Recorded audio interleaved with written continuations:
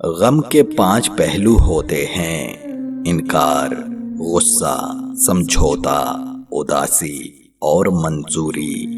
دوستو، جہاں تک آج کل پیار محبت باعث ڈپریشن ہے، تو پیار میں ہر غلطی معاف کر دو، برداشت کر لو، پر جذبات کی ناقدری نہ ہو تو پیچھے ہٹ جاؤ۔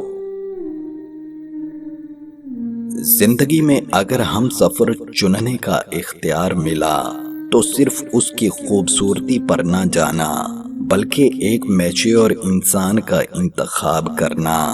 وہ انسان جسے صحیح غلط کا پتہ ہو، جو جانتا ہو کہ آپ کو اچھا برا کیا لگتا ہے، اس کے مطابق خود کو ڈھال لینے کا ہنر رکھتا ہو۔ وہ جو آپ کو نماز، قرآن و سنت کا درس دے، علم رکھنے کے ساتھ ساتھ خود بھی عمل کرنے کا جذبہ رکھے اور آپ کو بھی تلقین کرے۔ وہ جو خود کو صرف آپ کے لیے پابند رکھے، وہ جسے کسی کے الفاظ متاثر نہ کریں، جو صرف آپ کے لیے جینا جانتا ہو، جو باکردار ہو۔